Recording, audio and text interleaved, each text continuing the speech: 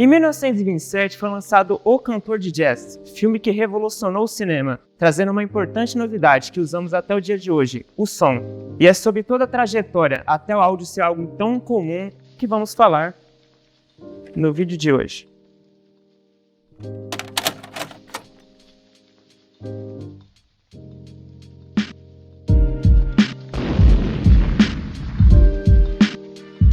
Músicas e efeitos sonoros já fazem parte das produções cinematográficas, mas nem sempre foi assim, já que no início do cinema não havia reprodução de áudio nas primeiras projeções, sendo uma longa jornada até o som ser algo tão comum no cinema como é nos dias de hoje.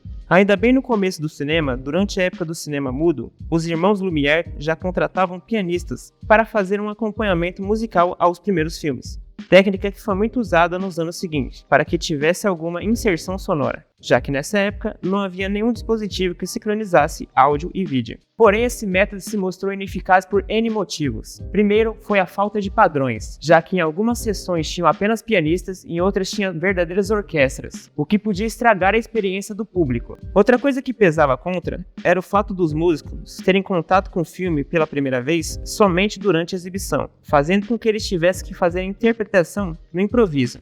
Até pensando nisso, lançaram livros de partituras, com sugestões de música da época para cada clima ou tipo de gênero de filme. Outra coisa curiosa é que nessa época não havia trilhas sonoras que fossem propriamente compostas para filme ou um determinado personagem, algo que só foi ocorrer no filme L'Assassinat du Duc-Cassel, que teve sua trilha sonora composta por Camille Saint-Saëns. Outro método para a inserção sonora que não obteve sucesso foi o de utilizar vitrola, já que a sincronização era algo muito difícil a ser feita, pois o filme e a vitrola teriam que ser ativados no mesmo momento, e não eram raro às vezes que um dos dois dava algum tipo de problema, como por exemplo o rolo do filme enroscar ou o disco arranhar, fazendo assim que essa ideia não fosse muito viável. Foi quando a Warner lançou o Vitaphone, que fazia a sincronização entre áudio e vídeo de forma mecânica, já que ele fazia o motor acionar um projetor e ao disco ao mesmo tempo, o que foi crucial para o lançamento de dois filmes que revolucionaram o cinema: Don Juan, lançado em 1926, que foi o primeiro filme a ter algum tipo de efeito sonoro, e já no ano seguinte, O Cantor de Jazz, que foi o primeiro filme a ter falas.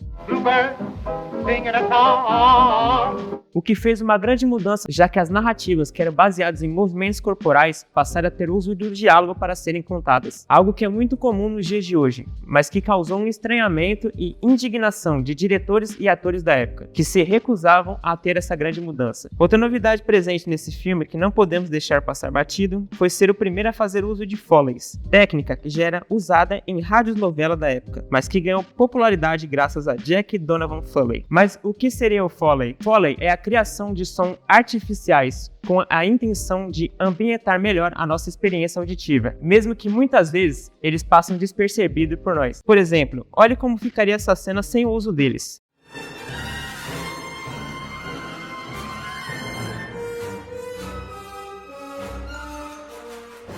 Estranho, né? Agora veja essa mesma cena como conhecemos.